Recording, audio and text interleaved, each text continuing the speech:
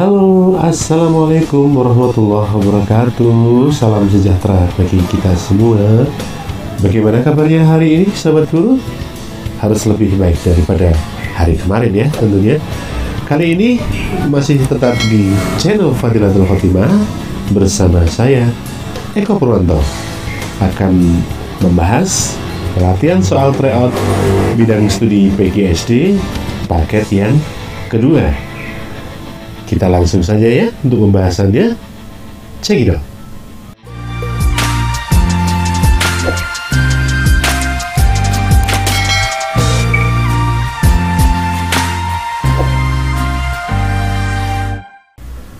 Soal yang pertama. Perhatikan gambar berikut. Organ yang merupakan persimpangan antara rongga hidung ke tenggorokan, saluran pernapasan, dan rongga mulut ke tenggorokan, saluran pencernaan adalah, coba kita perbesar. Sebenarnya yang merupakan persimpangan antara rongga mulut ke kerongkongan dan rongga hidung ke tenggorokan itu disebut faring. Namun di sini tidak ada pilihan atau opsi untuk jawaban faring. Jadi kita harus mencari kata lain dari faring itu apa. Dan ternyata kata lain dari faring itu adalah teka. Sehingga jawabannya adalah yang benar, yang C. Soal berikutnya. Pantun di bawah ini termasuk jenis pantun titik-titik. Makanlah buah di saat masak, karena lezat rasa buahnya. Pikirkan dulu jika bertindak, agar tak sesal nanti akhirnya. Nah, dari pantun ini bisa kita lihat di bagian akhirnya, yaitu pikirkan dulu jika bertindak, agar tidak sesal nanti akhirnya. Itu adalah sebuah petuah. Jadi pantun ini adalah pantun yang mengandung petuah. Dari pilihan jawaban di bawah tersebut, yang mengandung petuah adalah yang nasihat. Jadi jawabannya yang benar adalah yang B, pantun jenis nasihat. Kita lanjut ke soal berikutnya. Masjid Kudus merupakan salah satu hasil asimilasi antara budaya Islam dan Hindu. Hal ini ditujukan oleh A. Kesamaan fungsi sebagai tempat ibadah, B. Terdapat ukiran tumbuh-tumbuhan dan hewan pada pintu masuk, C. Mimbar yang menyerupai teratai, D. Atapnya berbentuk seperti pura, dan E. Menaranya yang menyerupai candi. Dilansir dari kompas.com, penerapan budaya Hindu dalam Masjid Menara Kudus dapat dilihat dari pembagian bagian menara yang menjadi 3, yaitu kaki, badan, dan puncak bangunan khas Jawa Hindu. Jadi yang benar adalah yang E, menaranya yang menyerupai candi. Kita lanjutkan ke pembahasan soal berikutnya. Perhatikan diagram berikut ini. Di situ disajikan diagram produksi dan konsumsi minyak Indonesia dalam juta ton dari tahun 2006 sampai dengan 2015.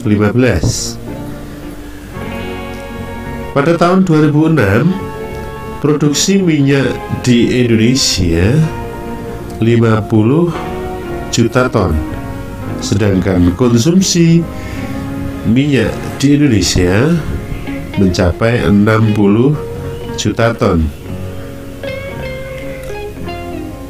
Pada tahun 2007, produksi minyak di Indonesia 50 juta ton kurang, sedangkan konsumsi minyak di Indonesia 60 juta ton lebih.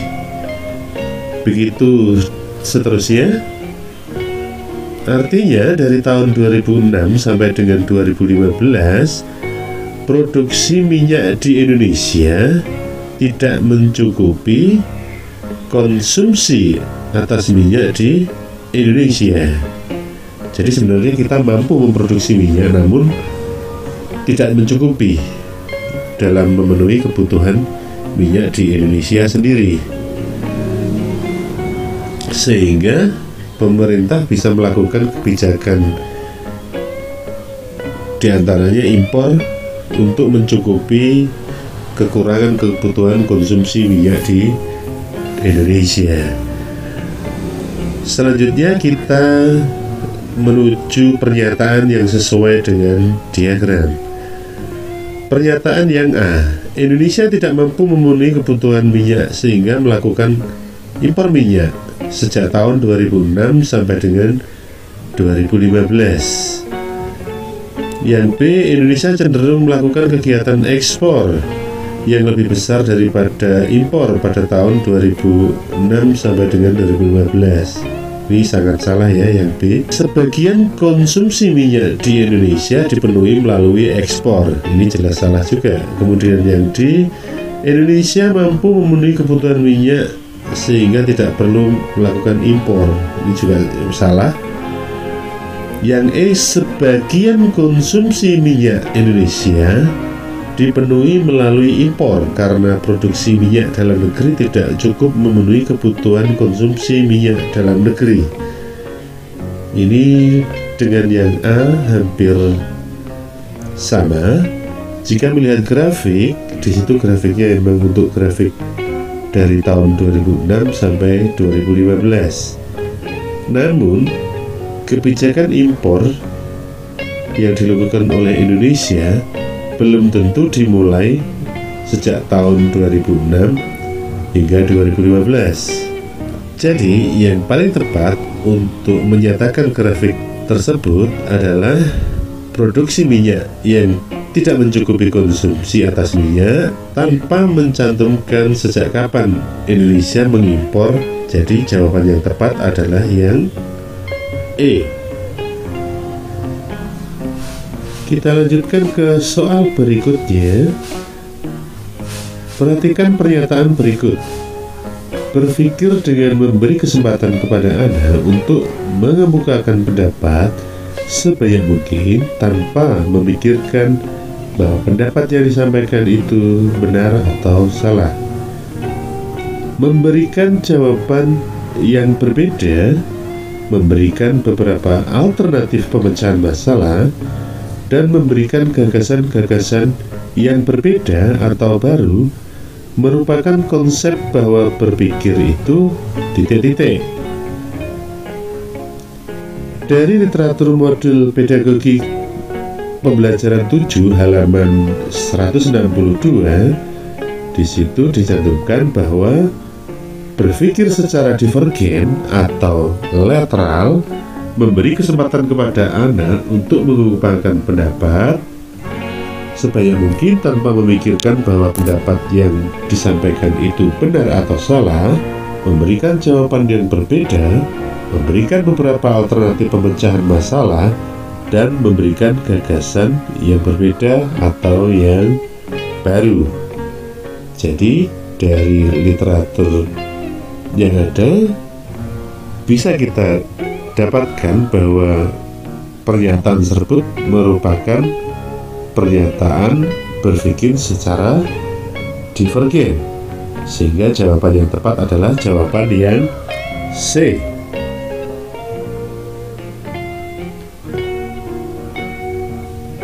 Lanjut ke soal berikutnya. Teknologi yang disiapkan oleh manusia selain mempermudah manusia dalam menjalankan aktivitasnya juga dapat menyebabkan masalah sosial seperti pencemaran lingkungan. Pencemaran lingkungan yang terjadi menambah masalah sosial semakin kompleks untuk diatasi. Upaya masyarakat untuk meminimalkan permasalahan sosial tersebut adalah, dari pertanyaan ini, pernyataan ini, kata kuncinya di situ adalah pencemaran lingkungan dan upaya masyarakat. Kita lihat opsinya yang A, memberikan sanksi kepada orang yang membuang sampah sembarangan. Biasanya yang memberikan sanksi itu adalah ke pemerintahan, bukan upayanya yang dilakukan oleh masyarakat. Kemudian yang B, mensosialisasikan dampak pencemaran lingkungan. Ini kegiatan yang biasa dilakukan masyarakat juga. Yang C, merancang pembangunan tata ruang kota yang ramah lingkungan. Ini upaya pemerintah, bukan upaya masyarakat. Kemudian yang D, menggunakan teknologi sesuai kebutuhan. Ini bukan upaya masyarakat. Yang E, memperbanyak jumlah tenaga kerja. Ini sangat tidak berkaitan. Jadi jawaban yang tepat adalah upaya masyarakat untuk meminimalkan permasalahan sosial tersebut yang berkaitan dengan pencemaran lingkungan adalah mensosialisasikan dampak pencemaran lingkungan. Yang B. Lanjut ke soal berikutnya ya. Bacalah teks di bawah ini. Hujan adalah proses atau siklus hidrologi yang berlangsung terus-menerus. Hujan ini terjadi karena proses panjang air yang bermula dari air laut atau sumber air permukaan lainnya, kemudian mengalami berbagai proses dan kemudian berakhir menjadi hujan. Proses terjadinya hujan dimulai dari tahap evaporasi. Proses ini adalah proses penguapan air di permukaan bumi seperti sungai, danau, air laut karena peningkatan suhu akibat sinar matahari. Proses penguapan ini menghasilkan uap air yang kemudian menyebabkan terjadinya proses kondensasi. Analisislah teks di atas, kemudian berdasarkan karakteristik yang tergambar teks di atas termasuk jenis pengembangan paragraf titik-titik. Kita cari dulu ya literaturnya, macam-macam paragraf. Paragraf persuasif itu merupakan sebuah teks yang bertujuan mengajak. Kalau narasi adalah karangan yang menyajikan serangkaian kejadian peristiwa. Teks narasi tersusun secara kronologis sesuai dengan urutan waktunya. Sedangkan eksposisi adalah teks yang sifatnya mengajak serta berisi sejumlah informasi yang ditulis dengan ringkas dan jelas. Intinya tetap bersifat mengajak. Argumen adalah paparan yang berupa pendapat berdasarkan bukti, alasan, serta contoh dari kejadian nyata yang dimaksudkan untuk mempengaruhi atau meyakinkan pembaca.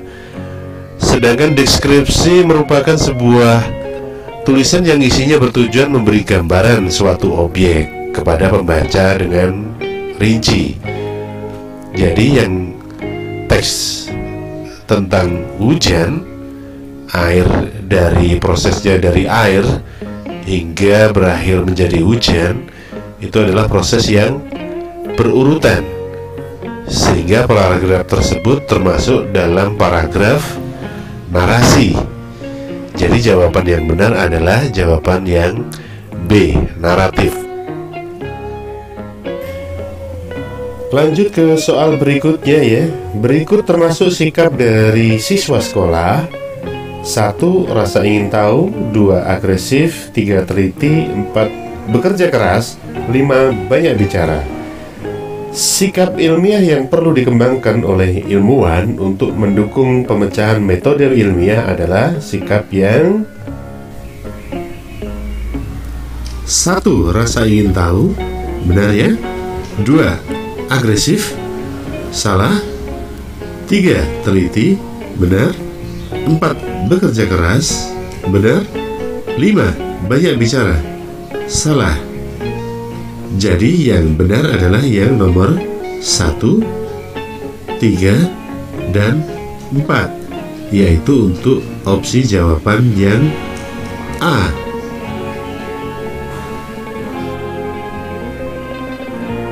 Soal yang berikutnya. Berikut ini adalah diagram penjualan dua jenis motor di suatu showroom selama 4 bulan di tahun 2017. Jumlah penjualan paling sedikit untuk kedua jenis motor dari data 4 bulan tersebut adalah, dari grafik tersebut dapat kita pastikan bahwa penjualan paling sedikit adalah di bulan Januari dan di bulan Maret. Jika kita jumlahkan jenis motor A dan jenis motor B pada bulan Maret dan Januari, itu adalah 20 ditambah kurang dari 20. Begitu juga bulan Maret, 20 ditambah kurang 20 untuk dua jenis motor yang berbeda, sehingga jumlahnya adalah kurang dari 40. Nah, jawaban yang kurang dari 40 adalah yang A. Jadi jawaban yang benar adalah jawaban A, 35. Soal berikutnya, bacalah kutipan cerpen di bawah ini. Bagi nenek, wibawa harus terus dijaga agar orang di luar geria mau menghargainya. Kenyataannya, memang nenek bisa mengatur keluarga. Bahkan Ida Bagus Tugur, suaminya, takkan berkutik hanya dengan batuk kecil. Anehnya, nenek hanya pandai membaca kesalahan-kesalahan yang dibuat suaminya. Tapi dia tidak lihai membaca kesalahan anak kesayangannya, anak lelaki satu-satunya yang teramat dia kagumi dan terlalu sering membuat masalah itu. Pembuktian latar suasana tidak nyaman dalam kutipan novel tersebut adalah, kita cari tahu dulu apa itu latar suasana tidak nyaman. Latar suasana tidak nyaman adalah perbuatan tokoh yang membuat tokoh tersebut menjadi tidak nyaman. Dalam teks cerpen tersebut, tokohnya bisa nenek, juga bisa suami nenek. Kebetulan nenek di situ adalah super power, jadi tidak ada sesuatu yang tidak nyaman bagi nenek. Sebaliknya suaminya, Ida Bagus Tugur, takkan berkutik hanya dengan batuk kecil. Nah, dengan hanya batuk kecil saja, suami nenek tidak berdaya. Nah, disitulah suasana yang tidak nyaman, latar suasana tidak nyaman bagi tokoh. Jadi jawaban yang tepat adalah yang D. Suami nenek tidak berkutik dengan batuk kecil. Oke sobat guru, kita istirahat dulu. Jangan terlalu banyak belajar, nanti banyak lupanya. Jadi kita sudahi dulu untuk pertemuan kali ini, dan kita lanjutkan pada pertemuan berikutnya, yaitu pembahasan soal tryout bidang studi PGSD paket 2 bagian kedua. Terima kasih, semoga bermanfaat. Wassalamualaikum warahmatullahi wabarakatuh. Tetap semangat.